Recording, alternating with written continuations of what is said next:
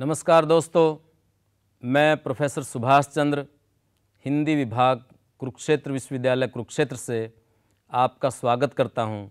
आज के इस पाठ में आज के पाठ का विषय है भक्तिकालीन काव्य धाराओं की पृष्ठभूमि। भक्ति आंदोलन साहित्यिक सांस्कृतिक आंदोलन था। साहित्य में इसकी सबसे प्रखर अभिव्यक्ति हुई। भारत की समस्त आधुनिक आर्य भाषाओं में इस साहित्य की रचना हुई। इसकी कुछ सामान्य विशेषताएं हैं जो सभी भाषाओं के साहित्य में विद्यमान है। सन 1400 से 1650 तक के काल को हिंदी साहित्य के इतिहास में भक्तिकाल के तौर पर जाना जाता है। इस काल के साहित्य की व्याख्या विश्लेषण के बाद इतिहासकारों ने इसे हिंदी साहित्य के स्वर्ण युग की संज्ञा दी है। यहाँ हम भक्तिकाल के साहित्य की विभिन्न धाराओं का परिचय देते हुए इसकी सामान्य विशेषताओं पर प्रकाश डालेंगे। भक्तिकाल की उत्पत्ति के कारणों के बारे में हिंदी साहित्य के इतिहासकारों के बीच तीखी बहस रही है। हिंदी साहित्य के मूर्धन्य आलोचक और इतिहासकार आचार्य रामचंद्र शुक्ल ने भक्तिकाल की उत्पत्ति के कारणों के बारे में लिखा कि देश में मुसलमानों का राज्य प्रतिष्ठित हो जाने पर हिंदू जनता के हृदय में गौरव, गर्व और उत्साह के लिए वह अवकाश न रह गया। अपने पौरुष से हताश जाति के लिए भगवान की शक्ति और करुणा की ओर ध्यान ले जाने के अतिरिक्त दूसरा मार्ग ही क्या था। शुक्ल जी ने मुस्लिम शासकों के अत्याचारों को भक्तिकाल की उत्पत्ति का कारण बताया, लेकिन यह मत न तो तथ्यपरक था और न ही तर्कसंगत, क्योंकि न तो इस काल के साहित्य में कोई साक्ष्य मिलता है और न ही इतिहास में। भक्ति के संदर्भ में प्रचलित है कि भक्ति द्राविड़ उपजी लाए रामानंद, इसलिए मुस्लिम अत्याचार की प्रतिक्रिया स्वरूप भक्तिकाल का उदय नहीं हुआ। आचार्य हजारी प्रसाद द्विवेदी ने मुस्लिम अत्याचारों को इसका कारण नहीं माना और लिखा, यह बात अत्यंत उपहासास्पद है कि जब मुसलमान लोग उत्तर भारत के मंदिर तोड़ रहे थे तो उसी समय अपेक्षाकृत निरापद दक्षिण में भक्त लोगों ने भगवान की शरणागति की प्रार्थना की। मुसलमानों के अत्याचार से यदि भक्ति की धारा को उमड़ना था तो पहले उसे सिंध में, फिर उसे उत्तर भारत में प्रकट होना चाहिए था, पर हुई वह दक्षिण में। आचार्य हजारी प्रसाद द्विवेदी ने भक्ति की खोज परंपरा में की है, लेकिन वर्तमान में इसके इतने उभार का संतोषजनक उत्तर नहीं दिया। भक्तिकाल से पहले आदिकाल की परिस्थितियों और साहित्य हमने पीछे के पाठों में विचार किया है। यदि उसे याद करें तो हम पाएंगे कि मुस्लिम शासन का भारतीय जीवन के हरेक पक्ष पर गहरा प्रभाव पड़ा। विशेष तौर पर उन्होंने सड़कें, नहरें बनवाई, जिससे खेती और व्यापार पर सकारात्मक असर पड़ा। सूफियों की दरगाहों में पनप रहे समतामूलक मूल्यों और एकेश्वरवाद के समतामूलक संदेश ने जड़ता को तोड़ा और समाज में नई आकांक्षाएं पैदा की। भक्ति आंदोलन इसी की साहित्यिक सृजनात्मक अभिव्यक्ति है। भारतीय साहित्य के मर्मज्ञ एवं नोबेल पुरस्कार विजेता कवि गुरुदेव रविंद्रनाथ टैगोर ने भक्तिकाल के साहित्य के बारे में लिखा है, कोई भी भाषा अपने साहित्य की दृष्टि से अपने प्रति श्रद्धा आकर्षित कर सकती है। इस प्रकार का विशेष महत्व हिंदी भाषा के साहित्य में यथेष्ट रूप में पाया जाता है। मध्य युग के साधक कवियों ने हिंदी भाषा में जिस भावधारा का ऐश्वर्य विस्तार किया है, उसमें असाधारण विशेषता पाई जाती है। वह विशेषता यही है कि उनकी रचनाओं में उच्च कोटि के साधक एवं कवियों का एकत्र सम्मिश्रण हुआ है। इस प्रकार का सम्मिश्रण दुर्लभ है। प्राचीन हिंदी साहित्य में जिन साधक कवियों ने उच्च स्थान प्राप्त किया था, उनमें कोई भी अपनी विद्वत्ता के लिए विख्यात नहीं था। ऐसा यदि कहें तो अत्युक्ति नहीं होगी। स्वच्छ जल का स्रोत जिस प्रकार पृथ्वी के गर्भ से अपने आंतरिक वेग के साथ स्वतः ही उत्सारित होता रहता है, उसी प्रकार इन कवियों की भावधारा अपने शुद्ध आनंद की प्रेरणा से स्वतः प्रभावित हुई है। हिंदी साहित्य में 250 सालों तक भक्ति काव्य धारा प्रवाहित होती रही। इसमें कबीर, रविदास, दादू दयाल, मलिक मोहम्मद जायसी, सूरदास, मीरा, तुलसीदास जैसे महान और कालजयी साहित्यकारों ने साहित्य रचना की। भक्ति आंदोलन वास्तव में लोक जागरण था। भारतीय समाज में घटित हुई इस सांस्कृतिक क्रांति ने समाज में निम्न माने जाने वाली जातियों में समानता और भाईचारे की चाह पैदा हुई। इन वर्गों ने जाति, वर्ण और लैंगिक आधार पर भेदभाव और विशेषाधिकारों को चुनौती दी। समता के मानवीय संदेश की वाहक जनभाषाओं की प्रतिष्ठा मिली। इस आंदोलन का सार ईश्वर के समक्ष मानव मात्र की बराबरी और प्रेम में है। इस दौरान भक्ति की चाहे निर्गुण धारा हो या सगुण, दोनों ने भक्ति उपासना के बाहरी कर्मकांडों को त्याग कर मूल तत्व पर जोर दिया। ईश्वर मिलन के लिए मानव मात्र से अनुराग को भक्ति के केंद्र में स्थापित करते हुए मानव प्रेम को ईश्वर प्रेम का पर्याय बताया। इनकी साधना में व्यक्तिक निर्वाण की प्रधानता नहीं है, बल्कि सामाजिक उत्थान का उपक्रम है। अहंकार का त्याग और आचरण की शुद्धता इसके लिए आवश्यक है। गुरु की महिमा को इस तरह रेखांकित किया है कि वह सत्य के साक्षात्कार की इच्छा पैदा करता है, उसका मार्ग बताता है और उसमें आने वाली कठिनाइयों को दूर करने में सहायक है। लोक अनुभव और लोक का ज्ञान शास्त्रीय ज्ञान से श्रेष्ठ माना है। लोक जीवन में व्याप्त अंधविश्वासों, धार्मिक पाखंडों, बाहरी आडंबरों, रूढ़ियों और कुरीतियों की तीखी आलोचना की। इनको बढ़ावा देने वाले कर्मकांडी धर्म और उनके पुरोहितों, मुल्लाओं या गुरुओं की खिल्ली उड़ाई।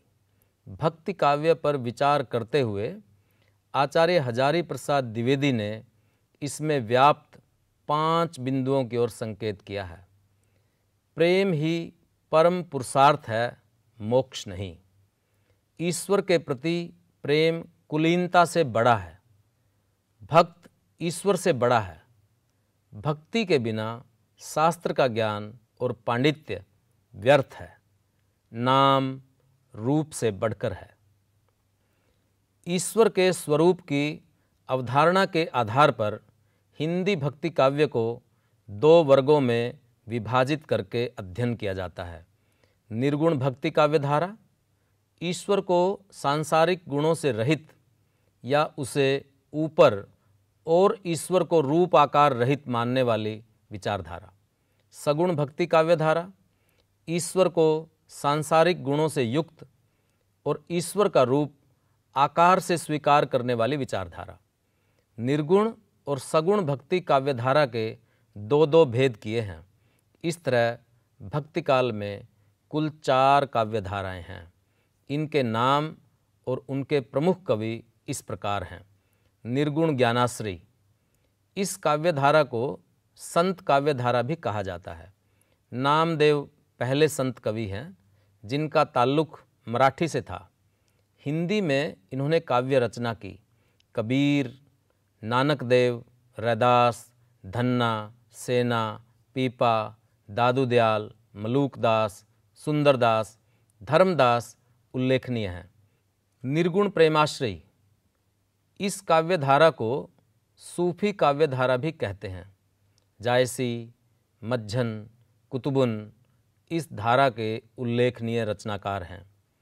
सगुण कृष्ण भक्ति काव्य धारा, कृष्ण की लीलाओं का गायन किया गया है। सूरदास, नंददास, मीरा, रसखान इसमें उल्लेखनीय रचनाकार हैं। सगुण राम भक्ति काव्य धारा, राम के जीवन को इसमें आधार बनाया गया है। तुलसीदास, अग्रदास, नाभादास, केशवदास, सेनापति इसके उल्लेखनीय रचनाकार हैं। यहाँ हम भक्ति काव्य की चारों धाराओं का सामान्य परिचय और उनकी सैद्धांतिक पृष्ठभूमि की चर्चा करेंगे। निर्गुण ज्ञानाश्रयी अथवा संत काव्यधारा, संत शब्द का प्रयोग आमतौर पर बुद्धिमान, पवित्र आत्मा, परोपकारी, सज्जन व्यक्ति के लिए किया जाता है।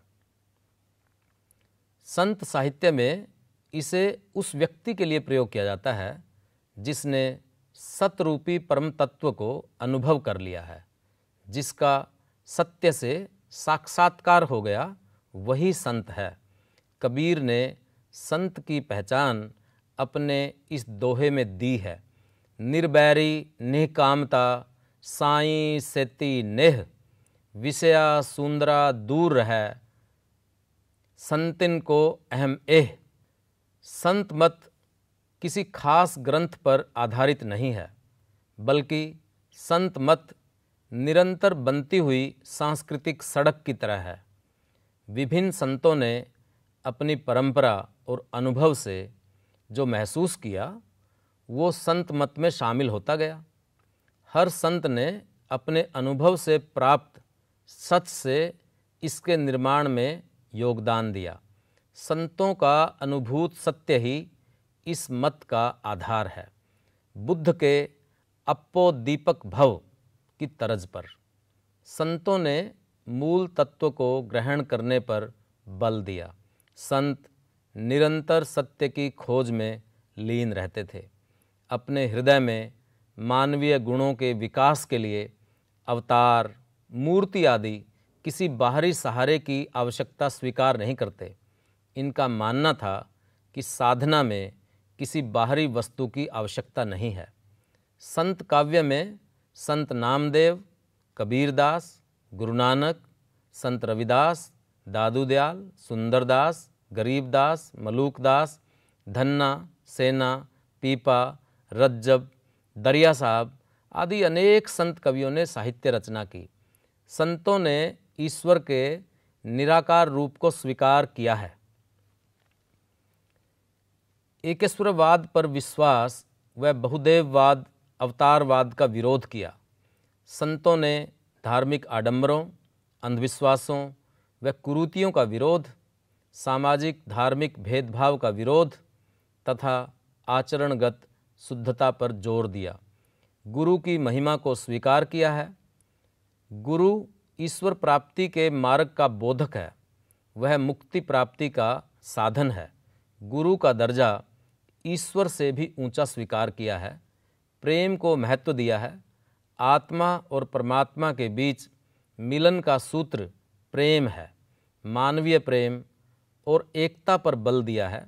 जातिगत समानता तथा हिंदू मुस्लिम एकता पर बल दिया है। संत मत में शास्त्रीय ज्ञान की अपेक्षा लोक ज्ञान की प्रतिष्ठा की है। प्रेमाश्रयी शाखा अथवा सूफी काव्य, निर्गुण काव्य धारा की प्रेमाश्रयी शाखा का दार्शनिक आधार सूफी मत है। इस मत के साधकों के लिए सूफी शब्द के प्रयोग के बारे में कई धारणाएं हैं। सुफ़ा, सफ़, सोफिया, सूफ आदि शब्दों से इसकी व्युत्पत्ति होने पर विचार किया है। एक धारणा ये है कि जिनका कोई घर बार नहीं और चबूतरे पर ही सो जाया करते थे, अहले अल सफ़ा यानी चबूतरे के निवासी, सादगी, गरीबी और ईश्वर की आराधना के प्रति पूर्णतः समर्पण का रास्ता अपनाने वाले सूफ़ी कहलाने लगे। दूसरी धारणा ये है कि सूफी शब्द सफ़ी से निकला है, जिसका अर्थ है पवित्रता। जिन लोगों ने भोग विलास और इच्छाओं को त्याग कर अपने निर्मल चित्त को ईश्वर के प्रति समर्पित कर दिया, वे सूफी कहलाए। तीसरी धारणा ये है कि सूफ अर्थात ऊन से है। सुख व भोग के साधनों को त्यागने वाले, रूढ़ियों व धार्मिक कर्मकांड को निरर्थक मानने वाले, ईश्वरीय प्रेम में तल्लीन लोग जो ऊन के मोटे कपड़े और ऊन की ऊंची टोपी पहनते थे, ऊन के वस्त्र धारण करने के कारण वे सूफी कहलाए। हमेशा ईश्वर आराधना में लीन और आध्यात्मिक ज्ञान से प्रदीप्त निर्मल हृदय व्यक्ति सूफी है। मानव प्रेम को ईश्वरीय प्रेम मानना और खुद को ईश्वर की कृपा पर छोड़ देना सूफियों के सिद्धांत हैं। सूफी मत में साधना के 4 सोपान हैं। शरीयत यानी विधि, तरीकत यानी रहस्यवाद, हकीकत यानी सत्य तथा मारिफत यानी ज्ञान।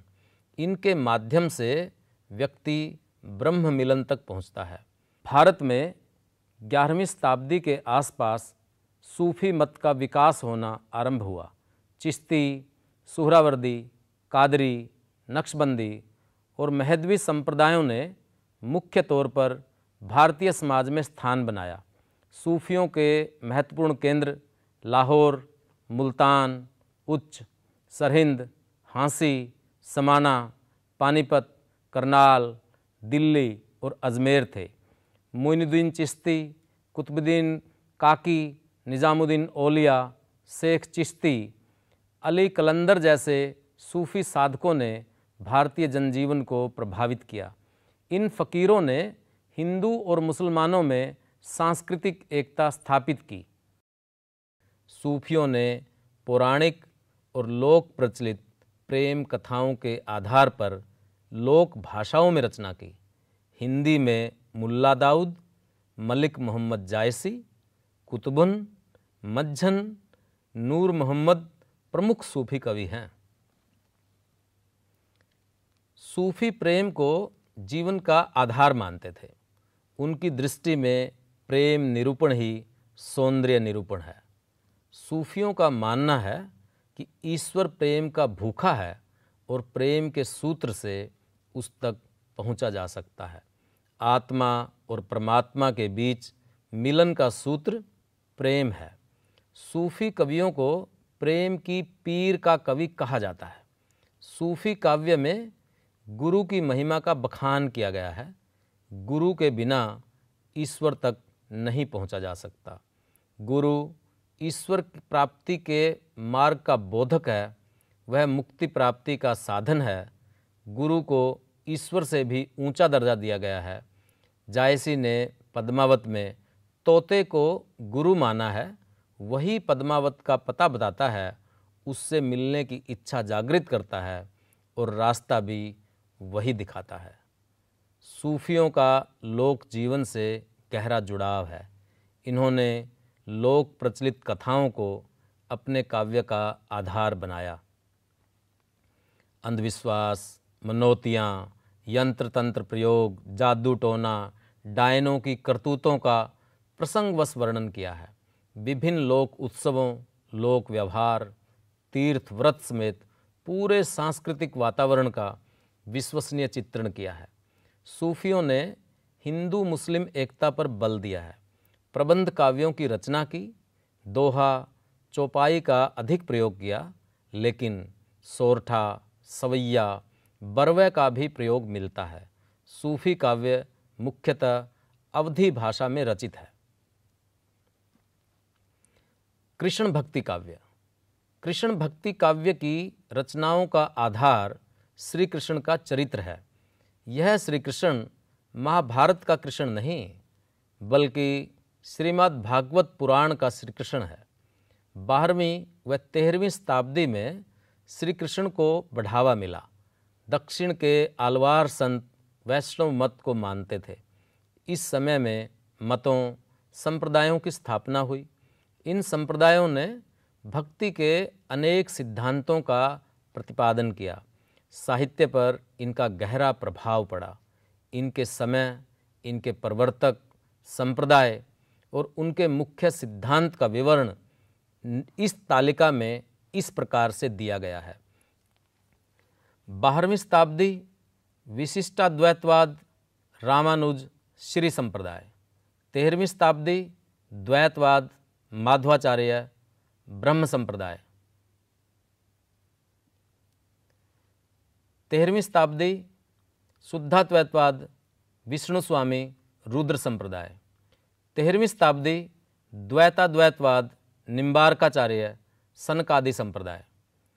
इन आचार्यों के शिष्यों ने भी आगे सिद्धांतों की स्थापना की। वल्लभाचार्य ने पुष्टि मार्ग की स्थापना की। ईश्वर का अपने भक्त पर अनुग्रह ही पुष्टि है। पुष्टि मार्ग में भक्त अपने इष्ट से मिलने के प्रयत्न नहीं करता, बल्कि खुद को अपने इष्ट को समर्पित कर देता है, खुद को अपने इष्ट की शरण में छोड़ देता है और उसकी फिक्र उसका इष्ट करता है और इष्ट उस पर अनुग्रह करता है। भक्ति यहाँ इष्ट प्राप्ति का साधन नहीं बल्कि साध्य है। वल्लभाचार्य की मृत्यु के बाद उनके पुत्र विट्ठलनाथ ने पुष्टि मार्ग के 8 शिष्यों के मेल से अष्टछाप की स्थापना की। इसमें 4 शिष्य वल्लभाचार्य तथा 4 विट्ठलनाथ के थे। वल्लभाचार्य के शिष्य थे कुंभनदास, सूरदास, परमानंदास, कृष्णदास। विट्ठलनाथ के शिष्य थे गोविंद स्वामी, नंददास, छीत स्वामी, चतुर्भुजदास। हिंदी के अष्टछाप के कवियों ने पुष्टि मार्गीय भक्ति के आधार पर प्रचुर मात्रा में कविताएं रची। इनमें श्री कृष्ण की लीलाओं का वर्णन किया, बाल गोपाल की वात्सल्यपूर्ण लीलाएं, सख्य रूप में लीलाएं तथा माधुर्य भावपूर्ण लीलाओं का वर्णन है। कृष्ण काव्य में वर्णित भक्ति माधुर्य भाव से ओतप्रोत है। कृष्ण भक्तों ने प्रेम को ही अपनी भक्ति का अवलंब माना है। कृष्ण और गोपियों की प्रेम लीलाओं का वर्णन किया है। अवतारवाद में विश्वास करते हुए श्री कृष्ण को विष्णु का अवतार माना है। भ्रमर गीत प्रसंग के माध्यम से भक्ति के ज्ञान से प्रेम को श्रेष्ठ ठहराते हुए निर्गुण पर सगुण की विजय दिखाई है। कृष्ण भक्ति काव्य के वात्सल्य और श्रृंगार असल में जीवन के आनंद और उल्लास की अभिव्यक्ति है। राम भक्ति काव्यधारा। राम भक्ति काव्यधारा की रचनाओं का आधार राम का चरित्र है। वैष्णव मत की मान्यता के अनुसार विष्णु मानव के रूप में समाज के कष्टों, संकटों को दूर करने के लिए अवतार लेते हैं। राम यहाँ विष्णु के अवतार हैं। राम की लीलाओं को आधार बनाकर रचनाएं की गई। राम भक्ति काव्य में समन्वय की भावना पर जोर दिया। आदर्श और व्यवहार, लोक और शास्त्र, गृहस्थ और वैराग्य में समन्वय दर्शाया। शाक्त और शैव मत में राम एवं कृष्ण की उपासना में व्यापक समन्वय प्रस्तुत किया है। सामाजिक जीवन में आदर्शों की स्थापना के लिए मर्यादा पुरुषोत्तम राम को आदर्श चरित्र के रूप में चित्रित किया। राम आदर्श पुत्र, आदर्श राजा, आदर्श पति हैं। विष्णु के अवतार राम की उपासना की है। वे परब्रह्म स्वरूप हैं। राम पाप का विनाश करने और धर्मोद्धार करने के लिए मानव रूप में अवतार लेते हैं। राम के चरित्र में शील, शक्ति और सौंदर्य का समन्वय है। काव्य में भक्ति के सभी रूपों का वर्णन किया है, किंतु भक्ति साधना में दास्य भाव पर जोर है, जिसका मूल मंत्र शरणागति है। राम भक्ति काव्यधारा रामानंद, तुलसीदास, अग्रदास, नाभादास, केशव आदि के नाम इसमें लिए जा सकते हैं। इस धारा के मुख्य कवि तुलसीदास हैं, जिन्होंने राम के जीवन पर रामचरितमानस नामक महाकाव्य की रचना की। तुलसीदास का साहित्य ही राम भक्ति काव्य का पर्याय है। भक्तिकाल के साहित्य की भारतीय समाज को देन। भक्तिकाल के साहित्य ने सामाजिक रूप से निम्न जातियों में उत्साह का संचार किया, हिंदुओं और मुसलमानों में एकता की नींव डाली और साझी संस्कृति के निर्माण में योगदान दिया। सामाजिक भेदभाव व ऊंच नीच की परंपराओं पर करारा प्रहार करके मानवीय एकता की स्थापना करने का रास्ता सुझाया। धार्मिक क्षेत्र में फैले पाखंड, रूढ़िवाद, अंधविश्वास और बाहरी आडंबरों की कटु आलोचना करके तर्क विवेक की स्थापना करने की कोशिश की। भक्तिकाल के साहित्य ने लोक भाषाओं में साहित्य की रचना करके भाषाओं को प्रतिष्ठित किया। भक्तिकाल में प्रमुखतः दो भाषाओं का प्रयोग हुआ, ब्रज भाषा और अवधी। ब्रज भाषा पश्चिमी हिंदी का रूप है और अवधी पूर्वी हिंदी का। ब्रज भाषा का विकास सौरसैनी अपभ्रंश से हुआ और अवधी का मागधी और अर्धमागधी अपभ्रंश से। इन भाषाओं का वास्तविक और मधुर प्रयोग भक्तिकाल में हुआ है। भक्ति आंदोलन का एक पक्ष था भक्ति के द्वारा मोक्ष की प्राप्ति, चाहे भक्ति सगुण की हो या निर्गुण की। दूसरा पक्ष था सामाजिक असमानता, सामाजिक भेदभाव, शोषण, अत्याचार व अन्याय का विरोध। भक्तिकाल का काव्य एक प्रकाश पुंज की तरह है जिससे हिंदी समाज और हिंदी का साहित्यकार हमेशा ही प्रेरणा ग्रहण करता रहेगा। लोक जीवन से जुड़ने और धार्मिक व शासकीय सत्ताओं से टकराने का जो साहस भक्तिकाल के कवियों ने दर्शाया है वह हमेशा ही अनुकरणीय रहेगा। दोस्तों, आज हमने अध्ययन किया भक्ति काव्य की पृष्ठभूमि के बारे में, जिसमें हमने जाना भक्ति काव्य की चारों धाराओं के कवियों के बारे में, उनकी विचारधाराओं के बारे में, उनके आचार्यों के बारे में। अगले पाठ में हम पढ़ेंगे संत काव्य धारा, उसकी विशेषताएं और संत कवि। तब तक के लिए धन्यवाद।